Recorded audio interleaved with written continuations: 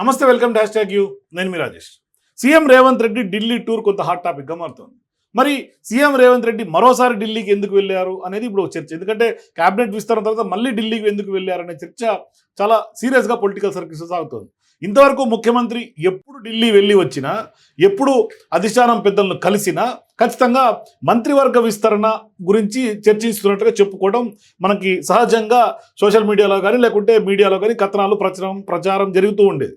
అంటే అప్పుడు ఇటువంటి కథనాలు ఎక్కువగా వచ్చేది. కానీ ఇప్పుడు ఎట్టకేలకు ఆ క్రతువు పూర్తి అయిపోయింది. అంటే ఏంటి, క్యాబినెట్ విస్తరణ అయిపోయింది. మిగిలిన సగం కూడా ఎప్పుడన్నది పక్కన పెడితే ఇప్పుడు ముఖ్యమంత్రి ఢిల్లీకి మళ్ళీ వెళ్ళటం మరి అందుకోసం కాదు అని స్పష్టంగా అర్థమవుతుంది. మరి మంత్రి పదవులు ఇచ్చిన ముగ్గురికి కొత్త మంత్రుల శాఖల కేటాయింపు గురించి అధిష్టానం పెద్దలతో చర్చించేందుకు వెళ్ళారు. మరి అందుకు అదనంగా మంత్రివర్గ విస్తరణ కొంత బృహత్ ప్రణాళికకు సమాంతరంగా సాగుతూ వస్తున్నటువంటి హాఫ్ ఫినిష్డ్ పిసిసి కార్యవర్గ విస్తరణపై చర్చించుకున్నట్టుగా తెలుస్తోంది. అంటే పిసిసి కార్యవర్గం సగం అనౌన్స్ చేశారు, ఇంకా కసరత్తు పెండింగ్ ఉంది, నామినేటెడ్ పదవులు పెండింగ్ ఉంది. పనిలో పనిగా స్థానిక సంస్థల ఎన్నికల ముందు ఎస్సీ వర్గీకరణ, బీసీ కులగణన పైన ఏర్పాటు తలపెట్టినటువంటి బహిరంగ సభల విషయంతో కూడా, అంటే వాళ్ళ డేట్స్ కూడా తీసుకొని ఆ విషయం మీద కూడా రేవంత్ రెడ్డి అధిష్టానంతో చర్చించి సభలు ఎప్పుడు ఎక్కడ పెట్టాలనే నిర్ణయం తీసుకునే అవకాశాలు ఉన్నట్టుగా కొంత ఢిల్లీ వర్గాల నుంచి మనకు అందుతున్నట్టు సమాచారం.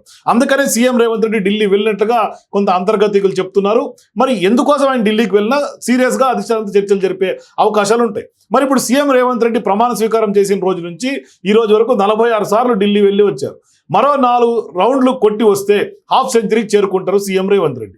మరి ముఖ్యమంత్రి ఢిల్లీ వెళ్ళటం రావటం ఒక పెద్ద విశేషమేమీ కాదు. అలాగే కొన్ని కీలక విషయాల్లో కూడా అధిష్టానంతో సంప్రదించి నిర్ణయాలు తీసుకోవడం కూడా కొత్త విషయం ఏమీ కాదు.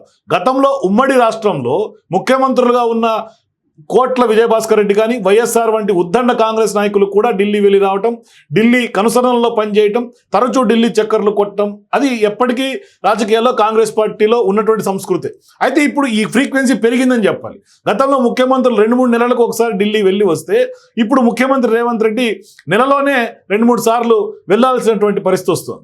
అదలా ఉంటే ముందు ముందు ఈ జోరు ఇంకా పెరుగుతుందని అంటున్నారు కొంతమంది, చాలామంది రాజకీయ విశ్లేషకులు. ఎందుకంటే తెలంగాణను రోల్ మోడల్గా చూపించి దేశం మొత్తం పూర్వ వైభవ స్థితిని పొందే ఆలోచనలో ఉన్నటువంటి కాంగ్రెస్ అధిష్టానం ముందు ముందు రాష్ట్ర పార్టీ వ్యవహారాల్లోనే కాకుండా పాలనా వ్యవహారాల్లో కూడా మరింత క్రియాశీలక పాత్ర పోషించవచ్చని కూడా చాలా మంది అంటూ ఉన్నారు. ఇప్పటికే రాహుల్ గాంధీ పలు సందర్భాల్లో పలు వేదికల నుంచి కులగణన, ఎస్సీ వర్గీకరణ విషయాల్లో తెలంగాణని రోల్ మోడల్గా అభివర్ణించారు, ప్రభుత్వాన్ని ఆదర్శంగా చెప్పుకుంటూ వచ్చారు. అక్కడ మీటింగ్లోనే మాట్లాడారు. చివరికి ఈ మధ్యనే మొదలుపెట్టినటువంటి బీహార్ ఎన్నికల ప్రచారంలో కూడా రాహుల్ కొంత కులగణను, తెలంగాణ మోడల్ను ప్రచారం అస్త్రంగా ఉపయోగిస్తూ ఉన్నారు. అందుకే మంత్రివర్గ విస్తరణలో రాష్ట్రంలో పార్టీకి పట్టుకొమ్మగా ఉన్నటువంటి రెడ్డి సామాజిక వర్గాన్ని పూర్తిగా పక్కన పెట్టేసి బీసీ, ఎస్సీలకు మాత్రమే అవకాశం కల్పించారనేది స్పష్టంగా అర్థమవుతుంది. అంటే ఈ పరిణామాలను గమనిస్తే ప్రభుత్వం రోజువారీ వ్యవహారాల్లో కూడా ఢిల్లీ పెత్తనం భవిష్యత్తులో పెరిగే అవకాశం ఉంటుందని ఇట్లా అర్థమైపోతుంది. నిజానికి ఇప్పటికే ఏఐసీసీ రాష్ట్ర వ్యవహారాల ఇన్ఛార్జిగా ఉన్నటువంటి మీనాక్షి నటరాజన్ పరిపాలనా వ్యవహారాల్లోనే జోక్యం చేసుకుంటున్నారు. పార్టీ మీద పూర్తిగా పట్టు సాధిస్తున్నట్టు కనిపిస్తోంది. సెంట్రల్ యూనివర్సిటీ భూమి వివాద విషయంలో కూడా ఆమె నేరుగా సెక్రటరియట్కి వెళ్ళి మంత్రులతో సమావేశాలు నిర్వహించడం కూడా తీవ్ర స్థాయిలో వివాదాస్పదమైంది. అలాగే యూనివర్సిటీ ఉపాధ్యాయ విద్యార్థి సంఘాలతో కూడా చర్చలు జరపడానికి కూడా చాలా మంది నాయకులు ఖండించారు, విపక్షాలు కూడా తప్పుపట్టాయి. మరి మీనాక్షి నటరాజన్ రాజ్యాంగేతర శక్తిగా వ్యవహరిస్తున్నారనే ఆరోపణలు పెద్ద ఎత్తున బీఆర్ఎస్ పార్టీ నుంచి వినిపిస్తున్నాయి. మరోవైపు విపక్షాలు విమర్శించడమే కాదు, స్వపక్షంలో కూడా లుకులుకులు వినిపించాయి. మరి మీనాక్షి గీత దాటుతున్నారని అధికార పార్టీ నేతలు కూడా గుసగుసలుగా మాట్లాడుతున్నటువంటి సందర్భాలు ఉన్నాయి. అలాగే తాజాగా మంత్రివర్గ విస్తరణలో కూడా కాంగ్రెస్ అధిష్టానం ముఖ్యమంత్రి, ఉప ముఖ్యమంత్రి, సీనియర్ మంత్రులు, పిసిసి అధ్యక్షులు ఇప్పుడు నేతలను పలుమార్లు ఢిల్లీకి పిలిపించి చర్చలు జరిపింది. చివరికి రాష్ట్ర నాయకుల అభిప్రాయాలు తెలుసుకోవడానికి కూడా ఢిల్లీకి రమ్మంటాం. ఇక్కడ పక్కన పెట్టి మీనాక్షి స్వయంగా నిర్వహించినటువంటి సమీక్షల ఆధారితంగా కొత్త మంత్రుల ఎంపిక జరిగిందని కూడా కొందరు అంటూ ఉన్నారు. అలాగే సీఎం సహా రాష్ట్ర నాయకులు చేసినటువంటి సిఫార్సులను బుట్టదాఖలు చేసి రాహుల్ గాంధీ కోటాలో ఒకరికి, ఖర్గే ఖాతాలో మరో 2కి కూడా మంత్రి పదవులు ఇచ్చినట్లుగా కూడా పెద్ద ఎత్తున ప్రచారం జరుగుతుంది తెలంగాణ పొలిటికల్ సర్కిల్స్లో.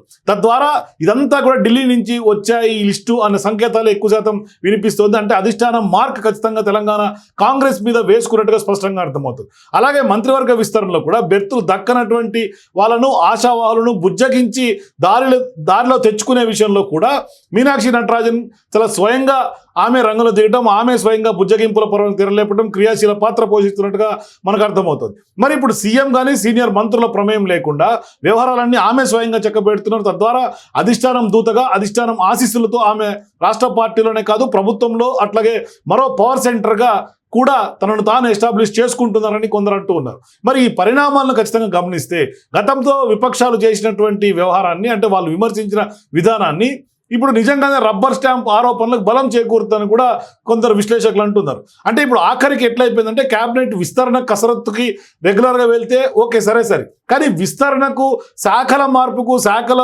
కేటాయింపుకు కూడా ఇప్పుడు విస్తరణ జరిగి 2 రోజులు అవుతుంది, కానీ శాఖల కేటాయింపు ఇప్పటిదాకా అవ్వలే.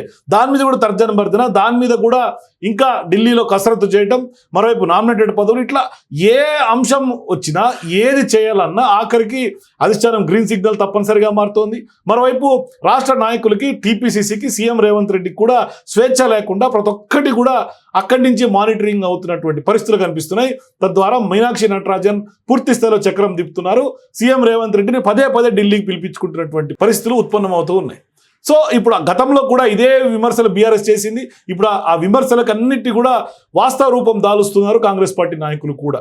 సో మీరు కూడా రేవంత్ ఢిల్లీ టూర్ పైన శాఖల కేటాయింపు ఇంకా ఎందుకు తర్జన భర్జన పడుతుంది కాంగ్రెస్ పార్టీ, దానికి కూడా ఢిల్లీకి పిలిపించాల్సినటువంటి అవసరమా, ఈ చర్చలు ఇంకా ఏంటి, మరి ఇదంతా కూడా స్థానిక సంస్థల ఎన్నికల్లో నెగిటివ్ అయ్యే అవకాశాలు ఏమైనా ఉన్నాయా?